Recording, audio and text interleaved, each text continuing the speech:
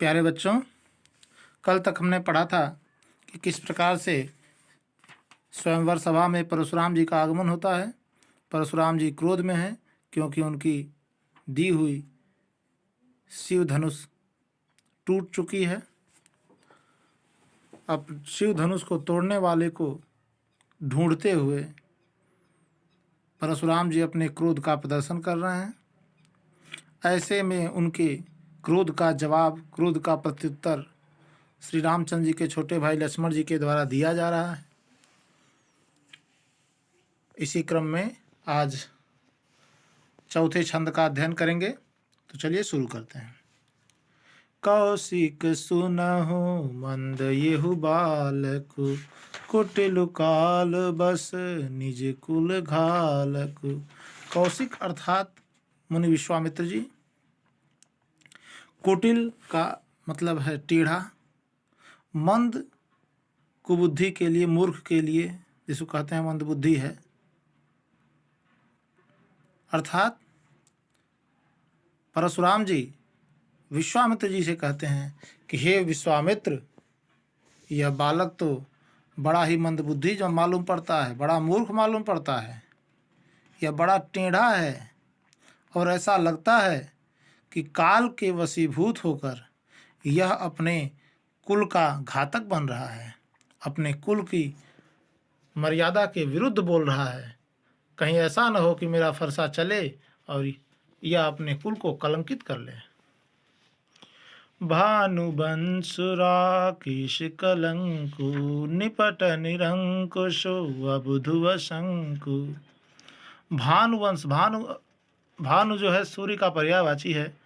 चूँकि श्री रामचंद्र जी सूर्य वंश से हैं और इन्हीं को संबोधित करते हुए, इनके कुल को संबोधित करते हुए परशुराम जी कह रहे हैं कि यह सूर्य वंश में राकेश अर्थात चंद्रमा, यह सूर्य वंश में चंद्रमा के समान कलंकित है। निपट निरंकुश अवधुव शंकु। निपट अर्थात निरा, निरंकुश जिस पर कोई अंकुश न हो अर्थात उद्दंड, अबुद्ध अर्थात मूर्ख, असंकु अर्थात शंका रहित, बिना डर के। परशुराम जी कहते हैं कि सूर्य वंश में यह चंद्रमा रूपी कलंक है। यह बिल्कुल निपट है अर्थात यह केवल बालकों जैसा व्यवहार कर रहा है, उद्दंड है, बुद्धिहीन है और निडर है। कौन ऐसा है? लक्ष्मण जी, जैसा कि परशुराम जी कह रहे हैं। काल कवल होई छन माही, कहो पुकारी खोरी मोहि नाही। परशुराम जी आगे कहते हैं काल कवल होई छन माही, अर्थात यह जल्द ही काल का ग्रास बन जाएगा। होई होएगा, क्षण मतलब क्षण, माही क्षण भर में, क्षण माही मतलब क्षण भर में। परशुराम जी कहते हैं कि हे विश्वामित्र, यह क्षण भर में ही काल का ग्रास हो जाएगा अर्थात मृत्यु को प्राप्त हो जाएगा। कहो पुकार खोरी मोहि नाही, तब मैं बार बार यह कह रहा हूँ कि कोई भी मुझे दोष मत देना। जब मैं इसे मार डालूंगा तो मैं पुकार करके कहता हूँ, मैं घोषणा करता हूँ कि जब इस मेरे द्वारा इसका वध होगा तो कोई मुझे दोषी नहीं कहेगा।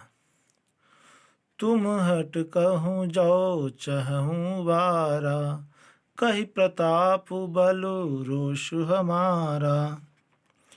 तुम हट कहूँ जो चाहो बारा, तुम यदि रोकना चाहो, हट कहो मतलब रोकना चाहो, रोको। यदि तुम इसको उबारना चाहते हो, इसको बचाना चाहते हो, तो इसे रोको। तुम हट कहो, तुम इसे रोको, जाओ चाहो उबारा, जो इसे उबारना चाहते हो अर्थात मेरे क्रोध से बचाना चाहते हो। कही प्रताप बल रोष हमारा, इससे मेरा प्रताप, मेरा बल और मेरे क्रोध के बारे में इसे बताओ। लखन कहूँ मुनि सुजसु तुम्हारा, तुम ही अछत को भर नहीं पारा।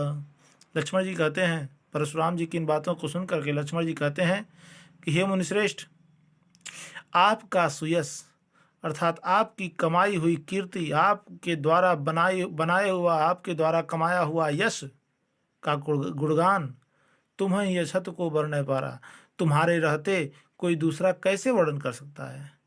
लक्ष्मण जी कहते हैं कि हे परशुराम जी, आपके रहते आपके यश कीर्ति इत्यादि का वर्णन और आपके सुंदर यशगान, आपका सुंदर यशगान दूसरा कौन कर सकता है। अपने मुँह तुम्हु आपनी करनी, बार अनेक भांति बहु बरनी। आप तो अपने मुंह से अपनी करनी, अपने द्वारा किए हुए कार्यों को बार अनेक भांति बहु करनी बरनी, आप अपने मुंह से अपने किए हुए कार्यों को कई बार वर्णन कर चुके हैं। नहीं संतोष पुनि कछ कहूँ, जन रिस रोकि दुसह दुख सहूँ। और फिर भी यदि इस पर भी संतोष नहीं है तो फिर से कुछ कह लीजिए। जन रिस रोकि, अपने क्रोध को रोकिए मत, दुसह दुख सहूँ, अपने क्रोध को रोक करके इतना दुष्कर दुख मत सहिए। अगर संतोष नहीं है तो फिर से कुछ कहिए, अपने द्वारा कमाए हुए यश को फिर से कहिए, उसका गुणगान करिए। वीर व्रती तुम धीर अछोभा, गारी देत न पावहु शोभा।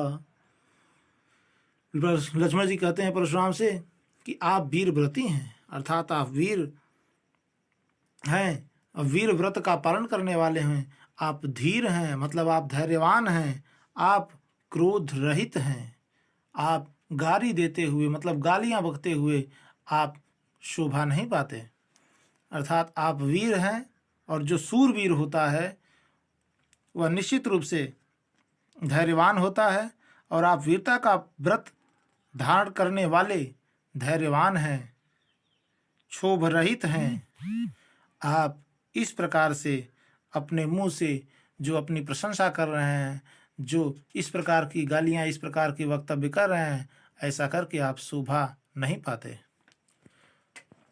आगे लक्ष्मण जी कहते हैं, सूर समर करनी करहीं, कहीं न जना वहीं आप, विद्यमान रन पाई रिपु, कायर कथहीं प्रताप। लक्ष्मण जी कहते हैं सूर समर करनी करहीं।